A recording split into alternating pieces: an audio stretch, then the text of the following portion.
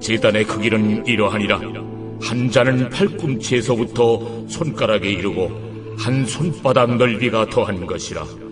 제단 밑받침의 높이는 한 척이요 그 사방 가장자리의 너비는 한 척이며 그 가로둘린 턱의 너비는 한 뼘이니 이는 제단 밑받침이요 이 땅에 닿은 밑받침 면에서 아래층의 높이는 두 척이요 그 가장자리의 너비는 한 척이며 이 아래층 면에서 2층의 높이는 네 척이요 그 가장자리의 너비는 한 척이며 그 번제단 위층의 높이는 네 척이며 그 번자는 바닥에서 솟은 뿔이 넷이며 그 번자는 바닥의 길이는 12척이요 너비도 12척이니 네모 반듯하고 그 아래층의 길이는 14척이요 너비는 14척이니 네모 반듯하고 그 밑받침에 둘린 턱의 너비는 반척이며 그 가장자리의 너비는 한 척이니라.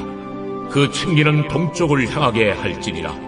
인자야, 이 제단을 만드는 날에 그 위에 번제를 드리며 피를 뿌리는 규례는 이러하니라.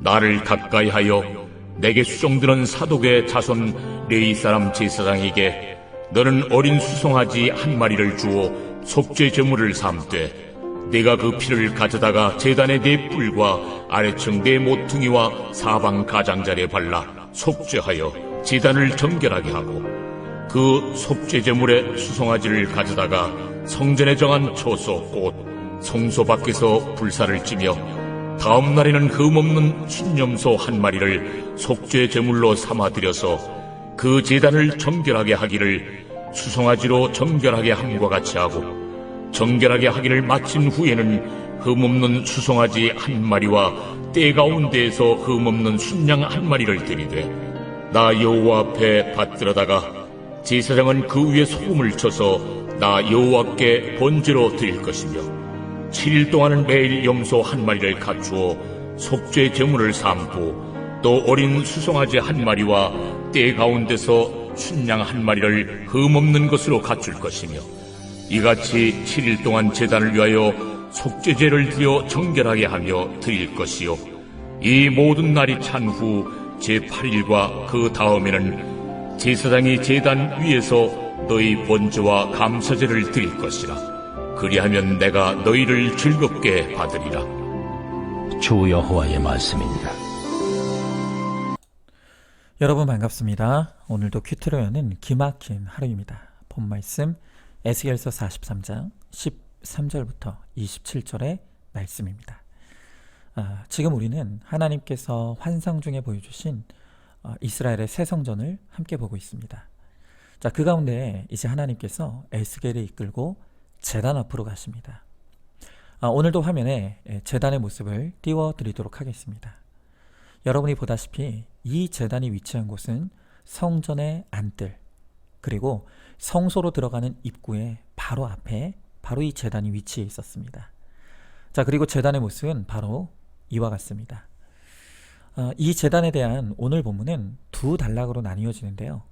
13절부터 17절은 제단의 모양과 크기를 설명하고 18절부터 27절은 제단의 봉헌 규정을 설명하고 있습니다.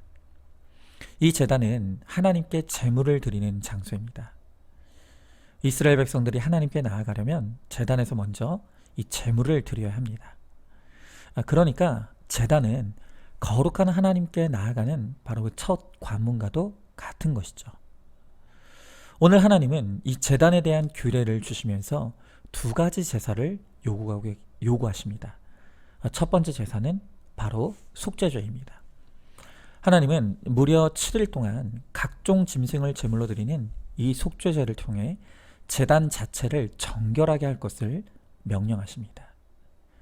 근데 여기서 중요한 것은 속죄제의 기간이 7일이라는 것입니다. 여러분 많이 들으셨겠지만 성경에서 7은 완전수를 의미하는 것입니다.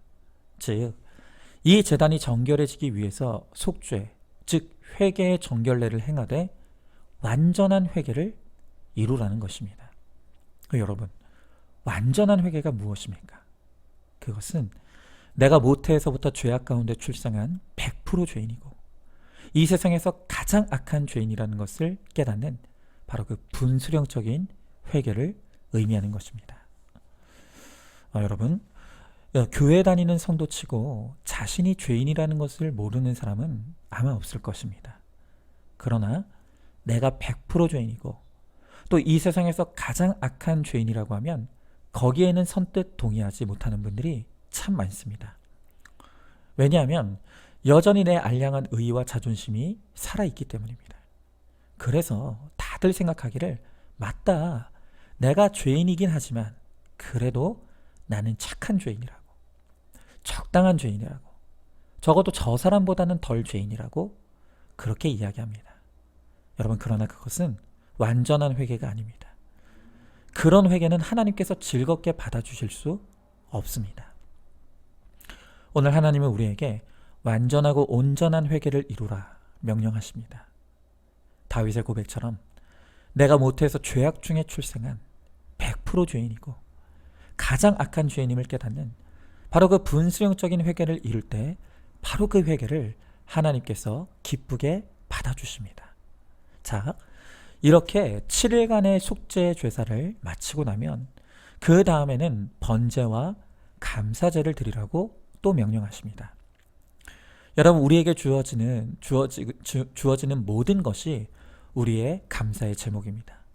그러나 우리가 무엇보다 감사해야 될 것은 바로 나 같은 죄인을 구원해 주신 그 하나님의 은혜야말로 우리가 영원토록 감사해야 될 우리의 감사의 제목입니다. 그러나 회개에도 온전한 회개가 있다고 한 것처럼 감사에도 온전한 감사가 있습니다. 여러분, 입으로만 하는 감사는요, 진정한 감사라고 할 수 없습니다. 우리가 온전한 감사를 이룬다는 것은 나같이 자격 없는 자에게 주어진 이 구원이 너무 귀하고 값지고 감사하기에 이제는 이 구원이 나에게만 머물러 있지 않고 다른 사람에게도 이 구원이 나누어지기를 소망하면서 내 자신이 죽어지는 그 수고와 헌신으로 나아가는 것, 바로 그것이 진정한 감사인 것입니다. 여러분, 이렇게 우리가 완전한 회개 그리고 완전한 감사를 이룰 때 비로소 하나님은 내가 너희를 즐겁게 받으리라 라고 말씀하십니다. 저는 이 온전한 회개와 감사에 관련해서 오늘도 여러분들과 함께 한 분에 관한 나눔을 하려고 합니다. 오늘 나눔의 주인공은 바로 권순환 목사님입니다. 이 설교를 들으시는 분 가운데 우리 교회 권순환 목사님을 모르시는 분들이 있으실 것 같아서 우리 목사님에 대해 잠깐 소개를 하겠습니다. 우리 권 목사님은 우리 교회에서 청소년부 사역자로 정확하게 기억은 안 납니다만 한 3년, 4년 전에 부임하셨습니다. 그런데 우리 목사님에게 아주 큰 죄패가 있었습니다. 그 죄패는 바로 이혼의 죄패입니다. 목회자이지만 이미 우리 교회에 오시기 전부터 이혼으로 가정이 깨어진 상태였습니다. 그러나 저는 우리 목사님께서 자신이 이혼했다는 고백을 들었을 때 구속사를 외치고 가는 우리 교회가 품고 가야 할 사역자라는 생각이 들었습니다. 그리고 우리 교회를 통해 가정이 회복되어지기를 소망했습니다. 그렇게 우리 교회에서 3년 혹은 4년 동안 열심히 사역을 하셨는데요. 우리가 바라고 소망하는 것이 그처럼 쉬운 일은 아니죠. 우리 교회에 계시면서 양육과 훈련을 열심히 받으셨고, 그래서 그 가운데 잠시 가정을 다시 합치기도 했지만 결국 가정은 다시 깨어지게 되었습니다. 그리고 그것에 대한 책임을 지고 올해 우리 교회 청소년부 사역을 사임하셨습니다. 어찌 보면 참 불명예스러운 사임이라고 할 수도 있을 것 같습니다. 그런데 놀라운 것은 그런 우리 권 목사님이 우리 공동체를 떠나지 않으셨다는 것입니다. 여러분, 이거는요, 기존의 교회에서는 거의 상상할 수가 없는 일입니다. 사역자가 이혼한 것도 큰 흠인데 그 사임한 사역자가 사역지를 떠나지 않는 것은 적어도 저는 들어본 적이 없는 사례입니다. 사실 제가 목사님이 사임하기로 했을 때 비록 가정 회복도 실패했고 또 사역도 내려놓았지만 공동체는 떠나지 말라고 권면드렸습니다. 그래도 사실 본인이 듣지 않으면 어쩔 수 없는 것 아닙니까? 그런데 우리 권 목사님은 저의 권면에 순종해 주셔서 떠나지 않았을 뿐만이 아니라 오히려 아예 교회 옆으로 이번에 집을 얻으셔서 또 그렇게 정착까지 하게 되었습니다. 그런데 더 감사한 것은요, 그 다음입니다. 이렇게 사임한 우리 권 목사님이 교회 바로 옆으로 이사 오셨다는 소식을 우리 교회 몇몇 성도님들이 들으셨습니다. 그러면서 그 성도님들이 많은 도움을 주시기 시작한 것입니다. 손기술이 있으신 성도님은 이사한 집에 방문하셔서 노후된 시설들을 수리해 주셨고, 또 어떤 분은 쌀과 반찬을 공급해 주셨고, 또 어떤 분은 생필품을 공급해 주시고, 또 어떤 분은 물질로 후원해 주시기도 하셨습니다. 우리 권 목사님은 이렇게 자신을 향해 교회 성도님들이 쏟아부어 주시는 관심과 사랑에 너무 놀랐다고 합니다. 그리고 밤새 잠을 이루지 못할 정도로 왜 나에게 이런 관심을 쏟아주시는가? 왜 나에게 이런 도움을 주시는가? 너무너무 많은 생각을 했다고 합니다. 이런 것이죠. 내가 이 교회 담임 목사라면 이런 도움이 오는 것은 당연할 수도 있지만 나는 담임 목사도 아닌데, 더군다나 좋은 모습으로 사임한 것도 아니고 이렇게 불명예스럽게 교회를 사임한 사역자인데 왜 나에게 성도님들이 이런 관심을 가져주시고 왜 이런 도움을 베풀어 주시는가? 도대체 이건 뭘까? 이런 생각이 꼬리에 꼬리를 물어서 잠을 자지 못했다는 것입니다.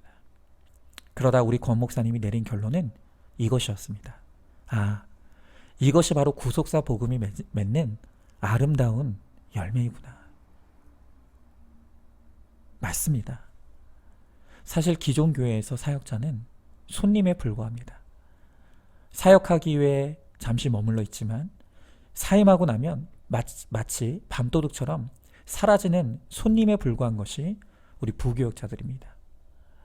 그런데 왜 이렇게 사임한 사역자에게 우리 성도님들이 관심과 사랑을 베풀겠습니까? 이게 단순히 동정심 때문이 아닙니다. 우리 안산중앙교회가 그동안 치열하게 말씀으로 내 죄를 보며 속죄 회개를 이루어왔습니다. 그리고 나를 구속하신 하나님의 은혜에 대한 이제 감사가 깊어졌습니다.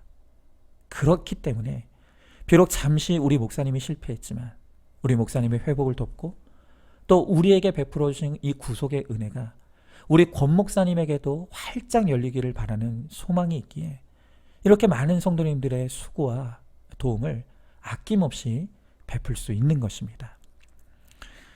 우리 목사님은 지난 며칠 동안 자신이 경험했던 공동체의 아름다운 섬김과 사랑을 저에게 나누어 주셨습니다. 그리고 마음으로 처음으로 나도 이런 공동체를 만들고 싶다고, 나도 이런 성도님들과 목회하고 싶다는 소망이 생겼노라고 그렇게 고백해 주셨습니다. 그런데 이 고백이 이렇게만 끝나면 참 좋은데 또 솔직하게 고백하시기를, 이 큐티 목회 열매는 너무 아름다워서 탐이 나는데 그런데 큐티 목회 자체는 너무 힘들어 보여서 여전히 이 목회에 뛰어들기는 주저가 되고 두렵다고 그렇게 고백을 하십니다. 바로 이런 걸 보면 아직 우리 권 목사님이 우리 공동체를 떠나지 말아야 될 이유가 있는 것 같습니다. 어쨌든 우리 권 목사님의 나눔에 저도 맞장구를 쳐줬습니다. 맞다. 이 모든 것이 큐티 목회와 구속사의 복음의 열매다. 그러니 우리 권 목사님도 우리 공동체를 떠나지 말고 여기서 훈련 열심히 잘 받아서 꼭 훗날 이 큐티 목회로 아름다운 공동체를 건설하고 멋진 목회를 하시라고 그렇게 우리 권 목사님에게 제가 축복해 드렸습니다. 여러분, 우리 안산중학교 공동체의 이러한 회개와 또 회개에 합당한 사랑과 섬김을 하나님께서 즐겁게 받아주신 줄로 믿습니다. 저는 우리 안산중앙교회 담임 목사로서 우리가 다 함께 이 구속사의 복음 앞에서 치열하게 회개의 몸부림을 쳤던 바로 그 결과로 이렇게 아름다운 꽃이 피고 열매가 맺어지는 것에 너무나 감사하고 큰 위로를 얻습니다. 앞으로도 우리 교회는 여전한 방식으로 말씀 앞에서 더 깊은 속죄의 회개를 이루어 갈 수 있기를 바랍니다. 그리고 우리에게 주신 그 구원의 은혜에 감사하며 또 다른 영혼의 구원을 위해 우리의 수고를 아끼지 않는 사명 감당하는 우리 모두가 되기를 소망합니다. 그래서 우리와 또 우리 교회가 하나님이 즐겁게 받으시는 믿음의 공동체로 날마다 세워져 가기를 간절히 소망합니다.